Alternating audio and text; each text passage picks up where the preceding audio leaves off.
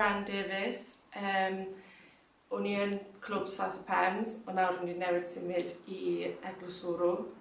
O'n i arfer byw lawr yn Pembroke a is i ysgol gynradd ysgol Galliair, sef ysgol Saesneg ond oedd adra bach Cymraeg ynddo. Wedyn nes i ysgol Preseli, le nes i fyw tygau. A ben nes i fyna am mynd i Coleg Shwmae Benfro i wneud gwgan. A le dwi'n nawr am fy trydydd blwyddyn. Fe dechreuais i'n clwb South Pems pryd ni'n 13 dwi'n credu. A dwi wedi cymryd rhan mewn nifer o cystadlaethau o damso i cwcan i public speaking, siarad cyhoeddus yn Cymraeg a Saesneg, a hefyd bues i'n secretary yn blwyddyn diwetha neu blwyddyn cyn i.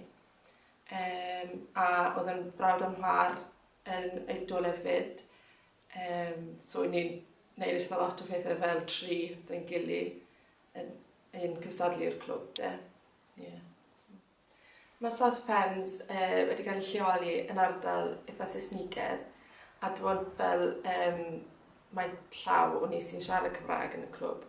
A pryd i ni gyd a'n gili, i ni'n trial wneud cystadlaethau fel siarad cyhoeddus neu darllen cyhoeddus yn y Cymraeg da'n gili. So sy'n rhoi cyfle arall i'r clwb ehangu. A mae lot o ni'n dod o ysgol Galliair, so ni'n nabod i'n gili, a mynd trwy i ysgol Preseli da'n gili. So ni'n eitha ffrindiau agos wedyn. Achos ni fel teulu yn siarad Cymraeg gytre, o'n i'n trial dod mewn â'r Cymraeg i'r clwb. So os bydde rhywun â cwestiwn byti unrhyw geiriau neu rhywbeth, byddwn ni'n trial helpu nhw. Fel Helen Hodges, llunau, enillodd i'r Gwobr, a mae hi'n arweinydd i'r clwb. So bydde hi'n texto fi'n Cymraeg, a bydde rhaid i texto nôl yn Cymraeg i helpu ehangu Cymraeg gyda hi wedyn. Oedd yn eitha neis gael helpu Helen trwy'r cyfres hwnna. So ces i galwad ffôn wrth Ifan Evans o Ep2 i gael cyfweliad dros y ffôn ar y radio un prynawn byti ffermwyr ifanc a'r rôl i ni cael yn yr diwydiant. A oedd eitha neis cael i'r cyfle yna i esbonio beth mae South Pems yn gwneud trwy gyfrwng y Gymraeg iddo, achos dim lot o'n i yn siarad Cymraeg lawr yna, so oedd eitha neis cael y cyfle yna.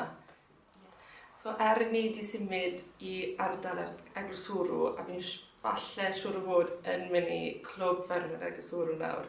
Oedd yn neis gael y profiad yn South Pems o gallu hyrwyddo'r Cymraeg, a nawr symud i clwb le maen nhw'n siarad rhan fwyaf yn siarad Cymraeg.